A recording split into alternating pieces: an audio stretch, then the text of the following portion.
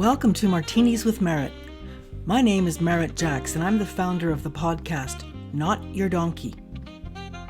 Each week, sometimes twice a week, I'll sit back with my martini, always a gin martini with 3 olives, shaken, not stirred.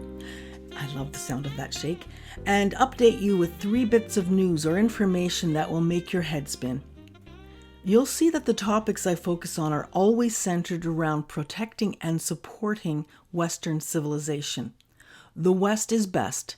It's not perfect, but it is the best civilization. It's the only civilization in human history that banned slavery and gave every adult citizen the right to vote.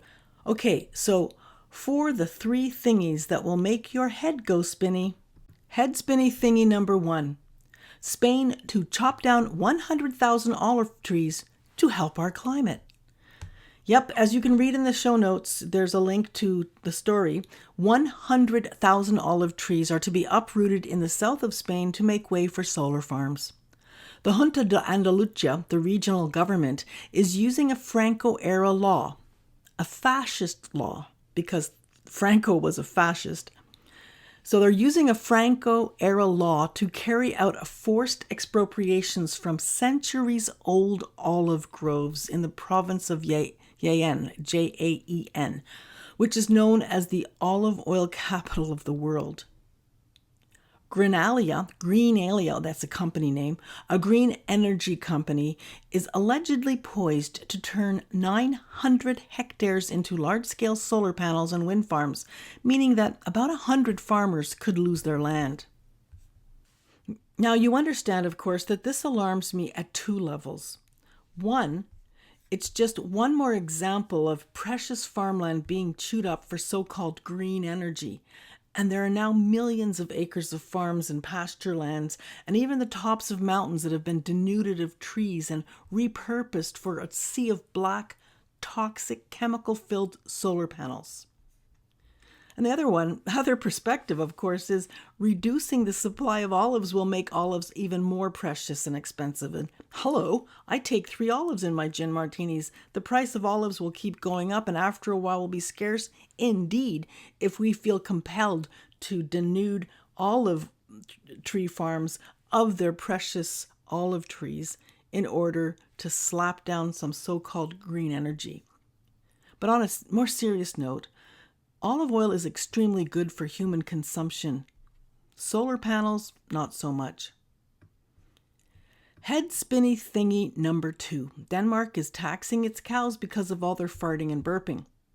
From ITV News, and as always, I link in the show notes, dairy farmers in Denmark will have to pay an annual tax of 672 krona, which is well over $100 per cow, due to the planet heating emissions they generate. It's the world's first carbon emissions tax on agriculture, and while it has been broadly welcomed by the Denmark's dairy industry, so says the media, I don't believe that. The move has angered some farmers.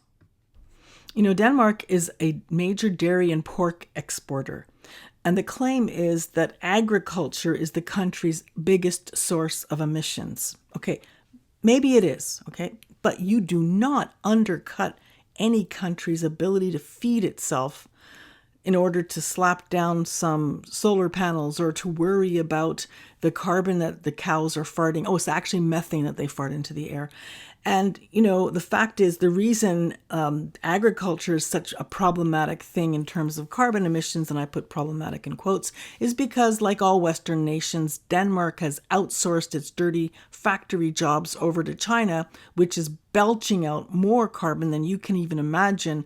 And we have to worry about the little cows that make cheese for us. That's just outrageous.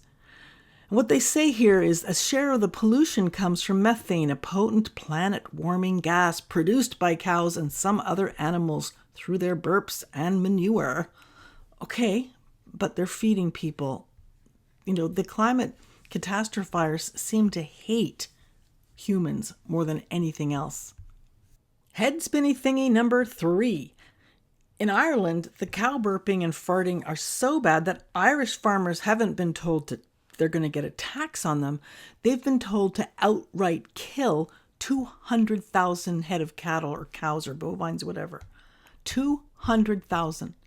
In the Financial Times article below in the link, you'll hear that the Gerard Mahar, I can't pronounce the guy's first name.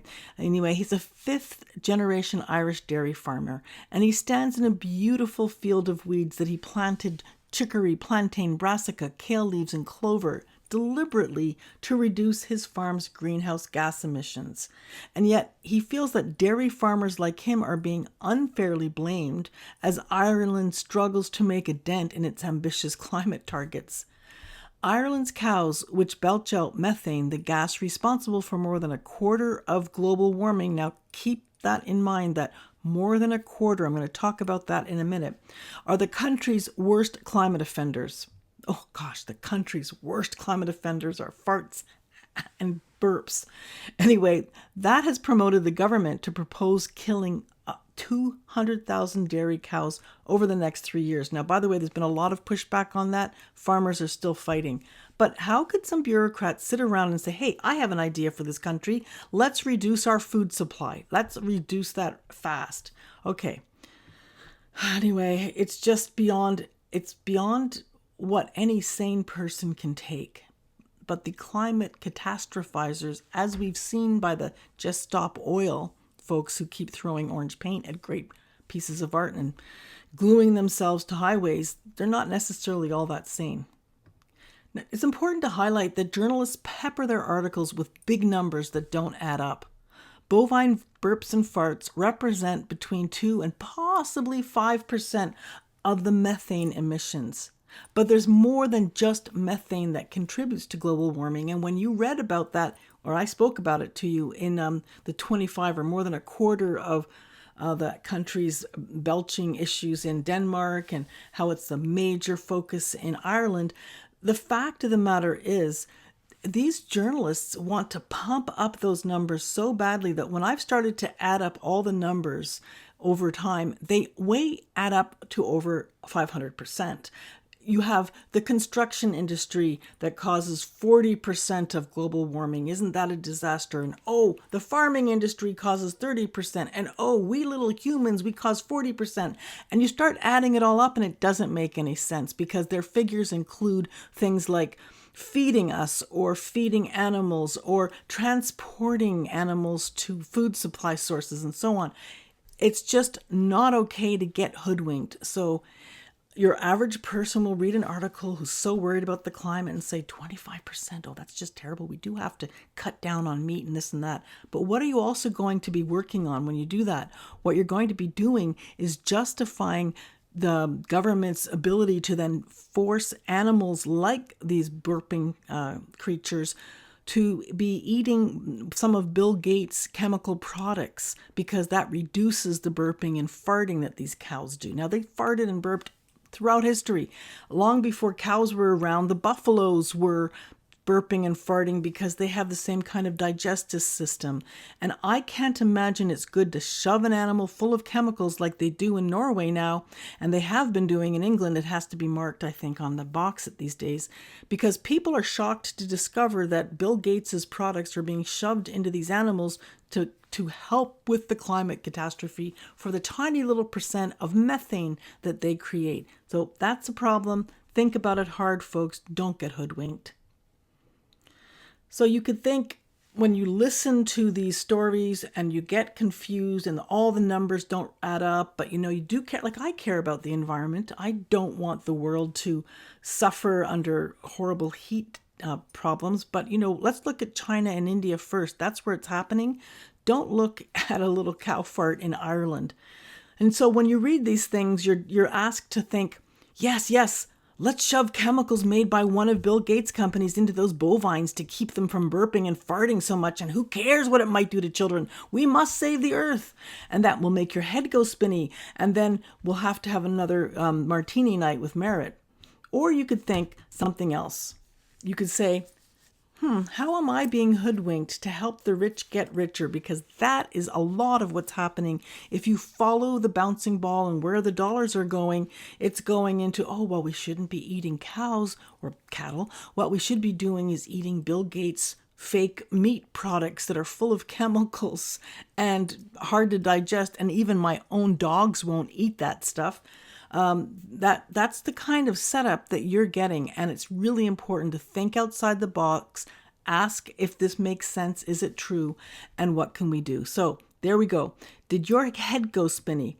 And the three things this week, all devoted to saving the planet by undermining agriculture, which is the most unbelievable thing you can imagine. So Spain plans to chop down 100,000 olive trees to save or pave the land with solar panels to save the earth.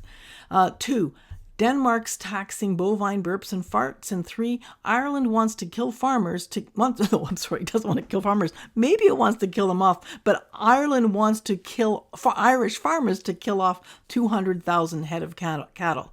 None of that makes sense. And the cutie pies sitting in the government offices in big cities somewhere who have never mucked out a stall, raise your hand if you have. I have mucked out a stall. Or picked up an apple straight off of a tree, or walked along a dirt road in the country as farmers tenderly looked after their fields and tried to feed all of their animals and us as well. Just to understand that solar panels and wind turbines will not feed us.